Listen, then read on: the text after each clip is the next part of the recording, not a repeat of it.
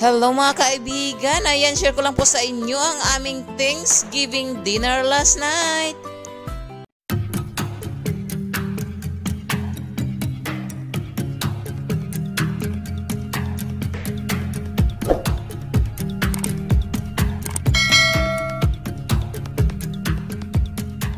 Hello everyone! Happy Thanksgiving! Ayan, luto na po ang ating dinner mga kaibigan. Dinner is done and ready to serve. Ayan po mga kaibigan. Ano po ba ang ating dinner? Ang Thanksgiving dinner natin. Aba, syempre hindi mawala dyan ang ating turkey. Ayan po mga kaibigan. This turkey is free from BJ's Wholesale Store mga kaibigan. If you purchase $150 no, na groceries, meron kang free turkey na 16 to 24 pounds mga kaibigan. But since we are late, last minute na kami, ang nakuha na lang namin is 13, almost 14 pounds na turkey, but not too bad for free. Ayan po mga kaibigan. Then of course hindi mawala yung ating stuffing, no, my homemade stuffing with celery, steam broccoli, ayan, onions, and we also put fresh milk and the rest of our ingredients mga kaibigan.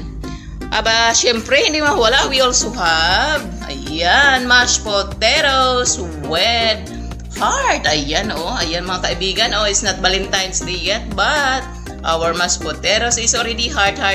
It means I cook this with love. Ayan po. At syempre hindi mawala, dahil meron tayong turkey, of course, we have our gravy mga kaibigan. Turkey gravy. Ayan, my homemade from scratch turkey gravy mga kaibigan. Ayan, then we also have yung ating cranberry sauce para hindi tayo maumay. Ayan. Then since we don't have pecan pie because all the store is closed, thanks to DJ Supermarket, they are open, and I got key lime pie mga kaibigan. I'm pretty sure this is yummy. And we also have fruity here, strawberry and blueberries, and my half pumpkin. My half pumpkin didn't make it through the Thanksgiving mga kaibigan. I already attacked my pumpkin.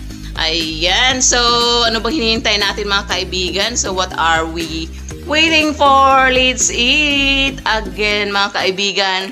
Especially here in America, happy Thanksgiving everyone. Ayan po, so kainan na. Let's eat na po mga kaibigan. Grabe oh. Itong turkey natin, I cook my turkey for 3 hours on 350 Fahrenheit mga kaibigan. Oh, we forgot one thing. Of course, we have our gulay, our broccoli. Ayan, steamed broccoli mga kaibigan. But the steam of that broccoli, we use to our stuffing instead of dumping that. See? Ayan, so yummy. Alright. Kainan na po, kainan na. Anyway, this is Set Pansit mga kaibigan. This is my creation today. Ayan, Anna's creation. Ayan, Thanksgiving creation. Ayan po. So, yung ating turkey, no? I stuffed my turkey with lemongrass from the backyard, fresh lemongrass, chop of onions, garlic, and guya seasoning, and we rub with tons of seasoning mga kaibigan, olive oil, my all-in-one seasoning, Italian seasoning, toyo mansi, which is combination of soy sauce and lime. Ayan, then lemon juice, syempre hindi mawala, ground black pepper, and the rest of my ingredients in the kitchen. We wrap that to our turkey. That is why the result is super duper yummy. Ayan po mga kaibigan. Kaya naman, ano pa bang hinihintay natin? Abay, kainan na yan. Let's eat. Ayan mga kaibigan. So bye bye for now mga loves. Thank you for watching. Please do subscribe to my channel if you haven't subscribed yet, and hit the notification bell so that you will be updated when I upload a new video. Thank you for watching. Bye-bye for now. Kainan na. Ayan. Sarap ng ating mashed potatoes and gravy.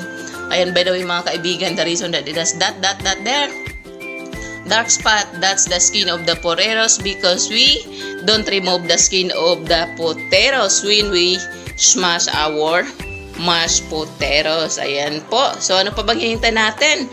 Hanggang dito na lang. Bye-bye. Hanggang sa muli. Thank you for watching. God bless and stay safe everyone. Again, happy Thanksgiving everyone. Bye. God bless.